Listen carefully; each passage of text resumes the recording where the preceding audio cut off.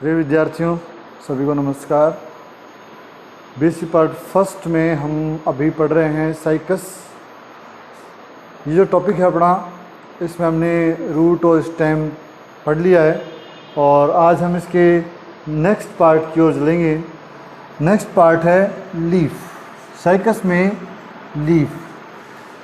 देखिए, हर एक टॉपिक में कुछ ना कुछ इम्पोर्टेंट बातें ज़रूर होती है और जहाँ तक हम साइकस लीफ की बात करें तो यहाँ से क्वेश्चन लगभग आता है। वो क्वेश्चन कहाँ से आएगा वो मैं बताता हूँ।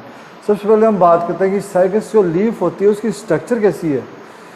तो देखो, आप अगर साइकस लीफ को देखो तो थोड़ी सी ये इस प्रकार की लीफ है। ये इसी स्टेम पर यहाँ से जुड़ी हुई होती है। इसका बेस काफ़ी चौड़ा होता है जिसकी वजह से वहाँ पर वो एक चिन्ह बनाती है जिसको हमने लीफ स्केयर के नाम से जाना।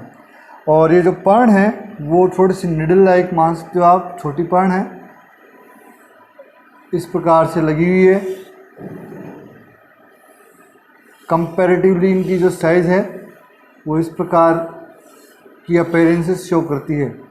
तो ये जो ओल्डेस्ट लीव्स है वो बेस में है और न्यूली बॉर्न जो लीव्स है वो ऊपर की ओर है। 11th और 12th में जैसे कि हमने डाइकोट और मोनोकोट लीव्स के बारे में बात की है, उसकी स्ट्रक्चर और उसकी स्ट्रक्चर में बड़ा अंतर है। इसीलिए हमें इनकी स्ट्रक्चर के बारे में थोड़ी सी जानकारी होनी चाहिए। वहाँ पर हमने इनको, ये जो है उसको हमने पेटियोल पर्णवृंत कहा और इसके अंदर शिराविन्यास भी देखा। लेकिन यहाँ थोड़ा सा डिफरेंट है। अगर हम देखें तो ये जो भाग है ये रेकिस कहलाता है। यहाँ पर रेचिस या रेकिस प्रोनाउंसिएशन में आप यूज़ कर सकते हो। इसको हम रेकिस कहते हैं।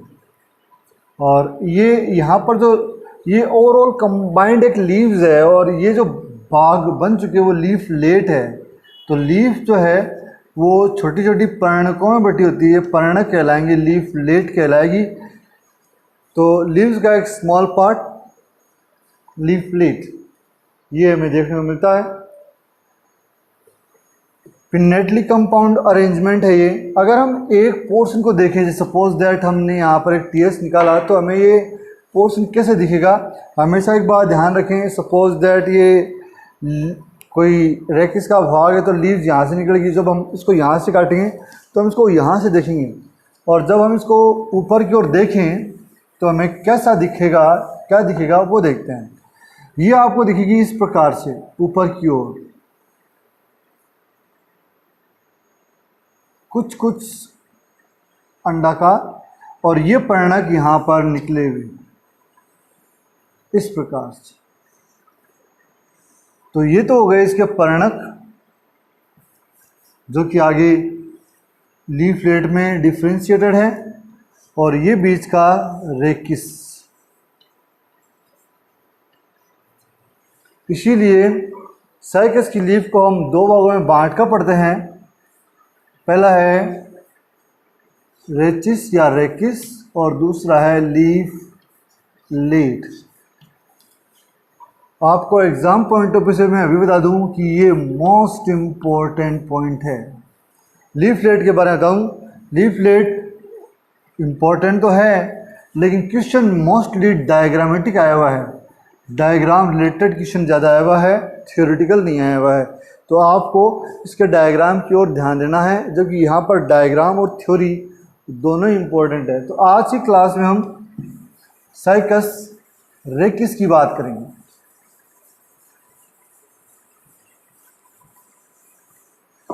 स्ट्रक्चर वाइज हमने बात कर ली कि ये कुछ हमें इस प्रकार का नजर आता है।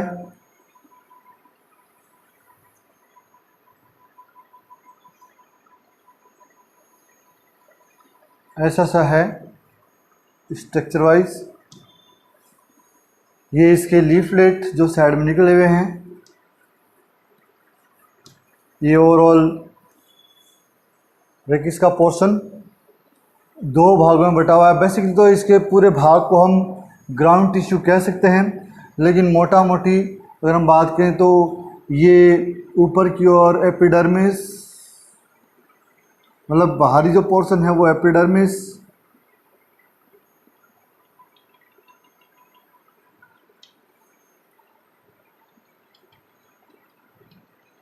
हाइपोडर्मिस में डिफ्रेंशिएट रहता है। इसके अलावा इसके अंदर वेस्कुलर बंडल पाए जाते हैं। वेस्कुलर बंडल का जो अरेंजमेंट है वो बड़ा इंपॉर्टेंट है, क्वेश्चन भी आता है। पहले देखते हैं अरेंजमेंट क्या है।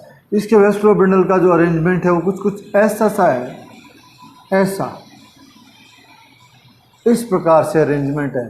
तो ये जो स्ट्रक्चर है वो आपको फिजिक्स अगर आपको ध्यान में हो तो ओमेगा की संरचना दर्शाती है, इसीलिए इसको उल्टे ओमेगा सेप वेस्कुलर बंडल कहते हैं। और वेस्कुलर बंडल यहाँ पे इस प्रकार से अरेंज होते हैं,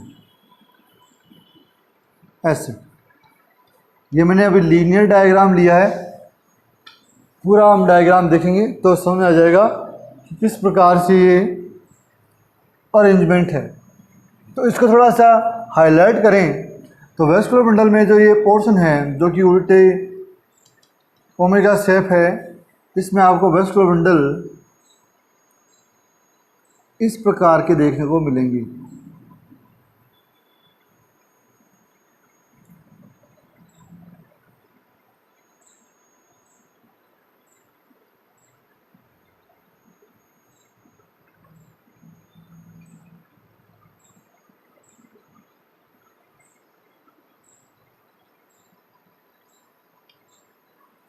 ये ऐसे घूमता है तो वेस्कुलर बंडल भी जो है वो घूमकर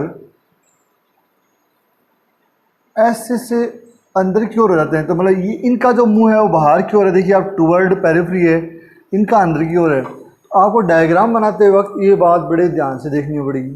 हम वेस्कुलर बंडल को और समझें उससे पहले थोड़े से इसके बाहरी पोर्शन को समझ लेते हैं, क्योंकि इसका बाहरी पोर्शन थोड़ा सा इम्पोर्टेंट है।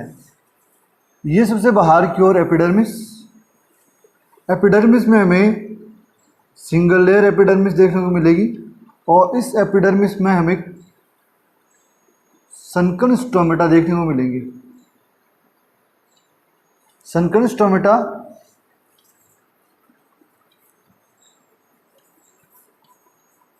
जिन्हें हम धंसे हुए रंध्र कहते हैं, वो दो गार्ड सेल और दो सब्सिडरी सेल से बने होते हैं। ये इंपॉर्टेंट है।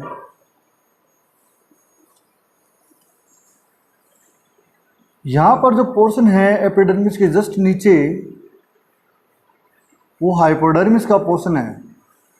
ये टोटल जो है वो लगभग 2 से 3 स्तर यहाँ पर हाइपोडर्मिस के होते हैं। और हाइपोडर्मिस की जो ऊपरी लेयर है वो हरे रंग की सेल्स द्वारा बनी होती है। ये एग्ज़ाम में बहुत बार आया हुआ है। 1 या 2 लेयर हो सकते हैं। ये क्लोरेन कायमा है, तो यहाँ पर हम बोलते हैं क्लोरेन काइमेटस टिश्यू से बनी हुई है, हरित लवक जो है उससे।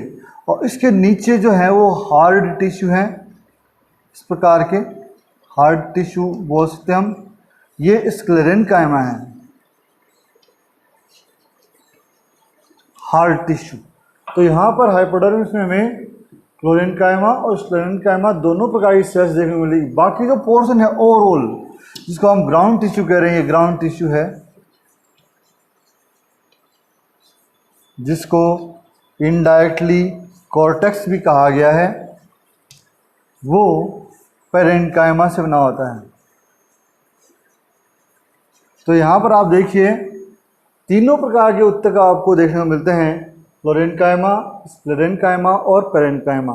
इसके अलावा यहाँ पर आपको लेटिसिफेरस टिश्यू यानी उनकी सेल्स देखने को मिलेगी जी जगह जगह पर, जो म्यूसिलेजिनस सेल्स का ही रूपांतरण है, रेजिन सेल और टेनिन सेल, टेनिन और रेजिन सेल, जो कि रेजिन सीक्रेशन में सहायता करती है। अब हम बात करते हैं इसके वेस्कुलर बंडल की। फाइनली वेस्कुलर बंडल किस प्रकार के होते हैं। तो एक पहली बात तो कि नंबर ऑफ वेस्कुलर बहुत ज़्यादा हैं। एक वेस्कुलर बंडल को जैसे उठाएं तो सेम एज इट इज इसी पोर्शन को देखें तो इसका जो मुंह है वो बाहर की ओर है, इस प्रकार से है। जाइलम जो है वो हमें यहाँ और यहाँ देखने को मिलता है, और ये इसका फ्लैम। अब हम इसको अपने हिसाब से समझते हैं। ये तो डायग्रामेटिक कंडीशन होगी। तो यहाँ पर जो वेस्कुलर बंडल होगा उसका जो मुंह है वो अंदर की ओर होगा, मैंने आपको पहले बताया था। अब आप एक वेस्कुलर बंडल को समझिए, एक वेस्कुलर बंडल कैसा है, इसकी अरेंजमेंट कैसा है। एक वेस्कुलर बंडल चारों ओर से, ये बंडल शीत की कोशिकाओं से द्वारा घिरा होता है। इसके अंदर आपको दो प्रकार के जाइलम देखने को मिलेंगे। ये जाइलम का पहला प्रकार है, ये जाइलम। यहाँ पर ये जो अपन ने बात कर रखी है, जो चौड़ा सिरा होता है वो मेटाजाइलम मतलब प्राचीन, और जो कम या पॉइंटेड होता है उसे प्रोटोजाइलम कहते हैं। इसके अलावा भी हमें यहाँ पर जाइलम और देखने को मिलता है इस प्रकार से। यहाँ पर इनकी जो पीएक्स की जो पोजीशन है वो पेरिफेरी की ओर है, एमएक्स अंदर की ओर है। तो यहाँ पर ये हो गया सेंट्रीपिटल जाइलम, और ये हो गया सेंट्रीफ्यूगल जाइलम। तो यहाँ पर देखिए जाइलम दो प्रकार के हो गए, एक और दो। इस प्रकार की जाइलम अरेंजमेंट को हम डिप्लोजाइलिक कहते हैं, डिप्लोजाइलिक कंडीशन। ये इसकी यूनिक करेक्टरिस्टिक फीचर है, ये आपको ध्यान में रखने की। इसकी जो लीव्स है उसके अंदर भी वेस्कुलर बंडल का टाइप ऐसा ही मिलेगा, लेकिन वहाँ पर वेस्कुलर बंडल एक ही मिलेगा, जबकि यहाँ पर नंबर ऑफ वेस्कुलर बंडल आप देखो असंख्य हैं। इसके अलावा शेष पोर्शन किससे बना हुआ है, फ्लोएम से बना हुआ है। ये पूरा का पूरा पोर्शन किससे बना हुआ है, फ्लोएम से। तो यहाँ पर हम रेगिस के डायग्राम में दो तीन चीज़ें अब दोबारा से रिपीट कर रहे हैं। इसकी जो स्ट्रक्चर होती है कुछ इस प्रकार की होती है। वेस्कुलर बंडल जो है उल्टे ओमेगा शेप होते हैं। रेजिन और टेलिन सेल बिखरी हुई पाई जाती है। इसके अलावा जो टिश्यू है वो एपिडर्मिस और हाइपोडर्मिस और कॉर्टेक्स में बटा हुआ है। बेसिकली ये पोर्शन जो है वो ग्राउंड टिश्यू कहलाता है। यहाँ पर हाइपोडर्मिस जो कोशिकाएं हैं उनके अंदर हमें फ्लोरेन्काइमा और स्क्लेरेन्काइमा नामक टिश्यू देखने को मिलते हैं, जो भोजन संग्रहण और स्ट्रेंथ दोनों का कार्य करते हैं। और अंदरूनी जो टिश्यू है वो पेरेन्काइमा से बने हुए जो भोजन संग्रहण का कार्य करते हैं। रेजिन और टेनिन सेल भी इन्हीं में पाई जाती हैं। वेस्कुलर बंडल की बात करें तो इनकी जो स्ट्रक्चर है कुछ इस प्रकार की है। एक वेस्कुलर बंडल के अंदर हमें ऐसा अरेंजमेंट देखने को मिलता है। वेस्कुलर बंडल के अंदर बाहर की ओर मेटाजाइलम प्रोटोजाइलम है। इस प्रकार की अरेंजमेंट को हम सेंट्रीपिटल अरेंजमेंट कहते हैं। और एक और इसी कैटेगरी में और वेस्कुलर बंडल भी है, जो मतलब यहाँ पर वेस्कुलर बंडल दो हैं। इनकी अरेंजमेंट बाहर की ओर प्रोटोजाइलम, अंदर की ओर मेटाजाइलम, ये सेंट्रीफ्यूगल कहलाते हैं।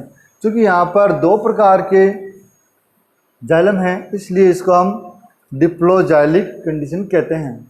बाकी सेम जैसे अदर प्लांट्स में होता है उसी प्रकार से। तो ये क्वेश्चन वाइज बड़ा इंपॉर्टेंट है कि सेंट्रीपिटल सेंट्रीफ्यूगल जाइलम किसे कहते हैं, डिप्लोजाइलिक अरेंजमेंट क्या है, ये किस में पाया जाता है। तो लीव्स में भी यही है और रेकिस में भी यही है, ये आपको ध्यान रखना होगा। तो आज का हमारा टॉपिक रेकिस से रिलेटेड था। अगर कोई आपको दिक्कत हो, समस्या हो तो आप क्वेश्चन पूछ सकते हैं। कल हम बात करेंगे लीफ के बारे में। तब तक के लिए धन्यवाद, थैंक यू।